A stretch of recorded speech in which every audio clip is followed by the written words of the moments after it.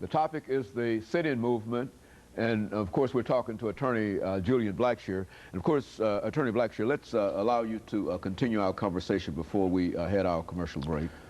Yeah, I really wanted to emphasize the importance of the fact that there were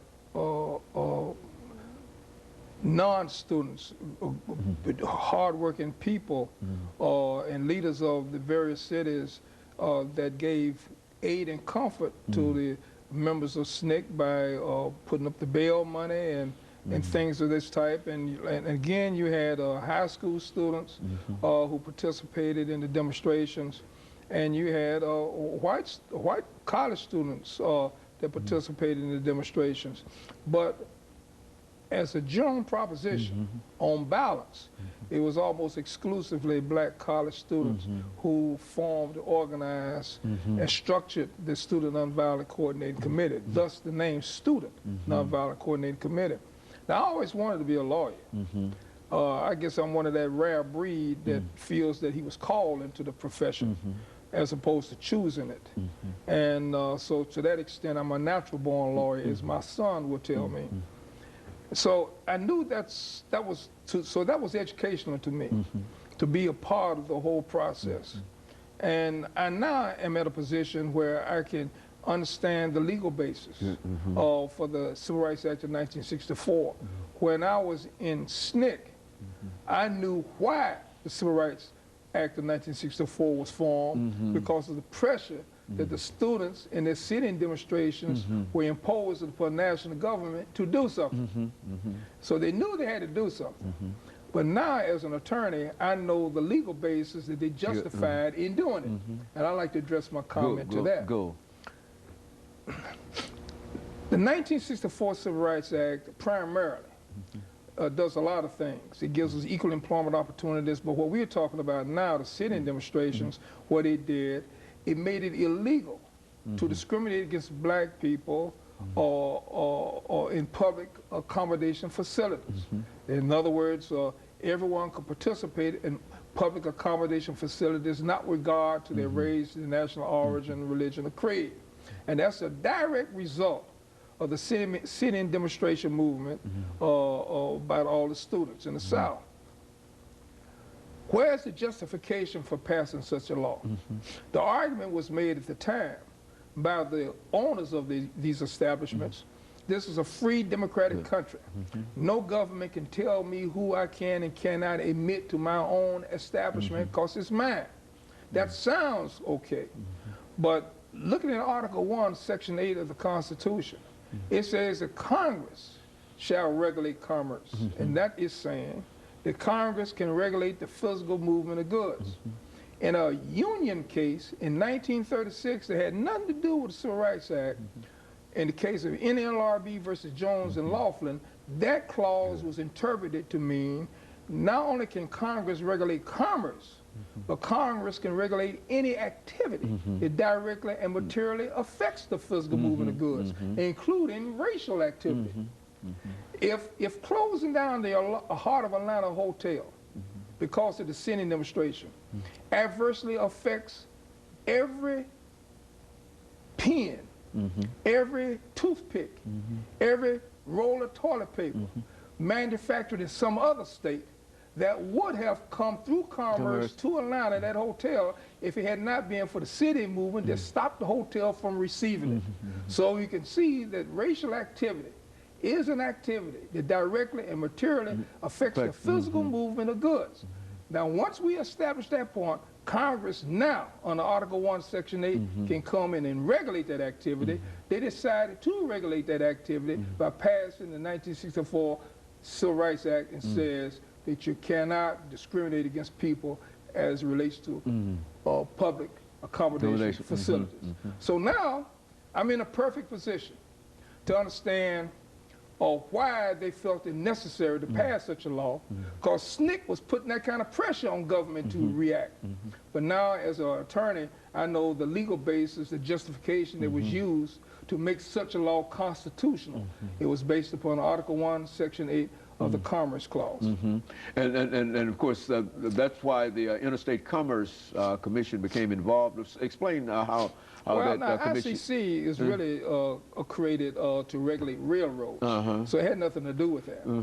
But it can be used for that purpose now. You see? Well, what about buses? When buses... That's the freedom movement. Well, that comes much after the sit-in demonstrations. I think the freedom rides take place around by 1966. John Lewis is no longer chairman of SNCC in 1966. I think Stokely Carmichael becomes the chairman of SNCC in 1966. But let me tell you what's happening to SNCC, an unfortunate thing. The purposes for which SNCC was organized no longer exist because government has passed the law to achieve the very objectives that justify the organization of SNCC.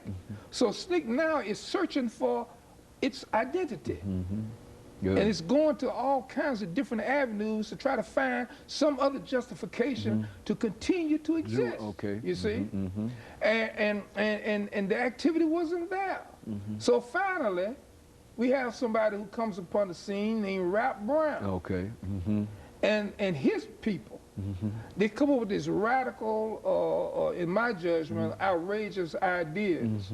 And SNCC had lost his identity, and so Rap Brown just transformed SNCC into an organization that was no longer recognizable by the college students and so forth that helped found it. Bond was no longer a member of it. Stokely Carmichael was no longer a member of it. And John Lewis and so forth. Rap Brown had his people to take the word nonviolent out of the actual name. So now it's known as Student Coordinating Committee.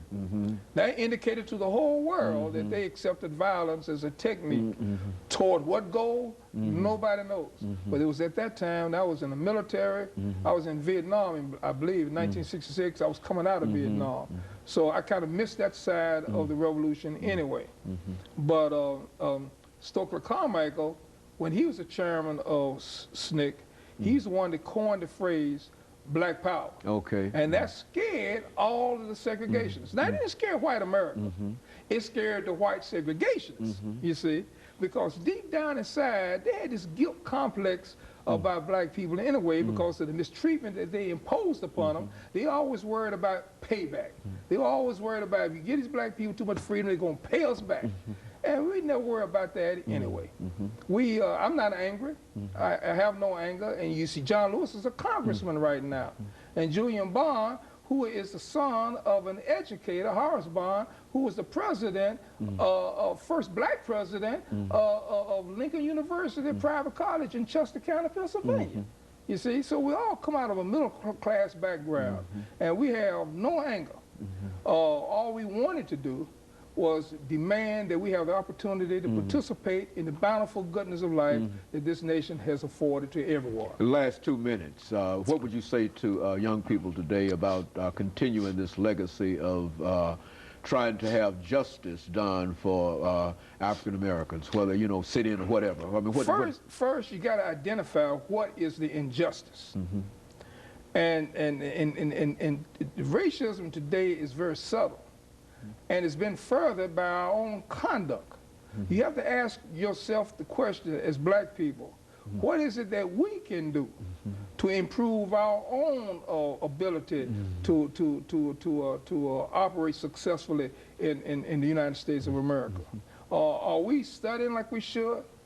Are we spending all our time talking negative things like making our women look like prostitutes and whores in these BET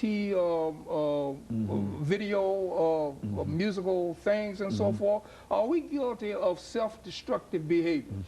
And then at the same time, we demand in the world to respect us. Well, the respect is something that has to be earned. We knew that.